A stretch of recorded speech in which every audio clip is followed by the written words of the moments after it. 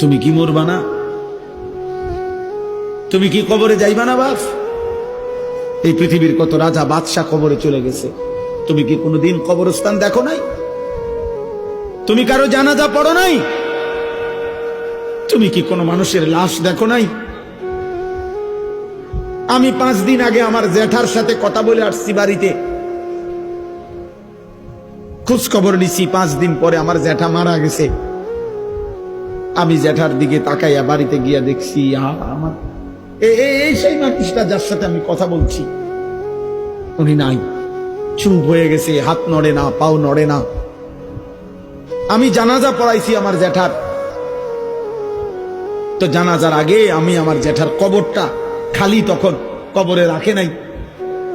আমি কবরের দিকে তাকাইয়া অনেকক্ষণ 8-10 মিনিট হইব, আমার বাবার কবরের পাশে আমার জ্যাঠার কবর।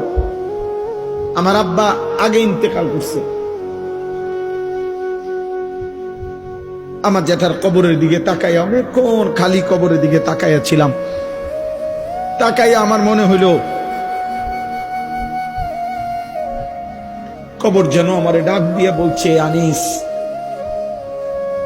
আমার কাছ থেকে 1 মুঠ মাটি দিছিলাম আমি তোমার জ্যাঠারে বানাইবার জন্য, আজ আমার মাটি আমি ফেরত নিলাম। ওয়াফিহা নুঈদুকুম, নওজোয়ান, তোমার মাটি মাটির কাছে ফেরত চলে যাবে। তুমি মাটি ছাড়া আর কিছু না। তোমার এই চোখ, নাক, কান, হাত, পাও, হ্যাঁ, এটা চোখ, নাক, কান, মাটি মাটি, ওই মাটির টুকরা।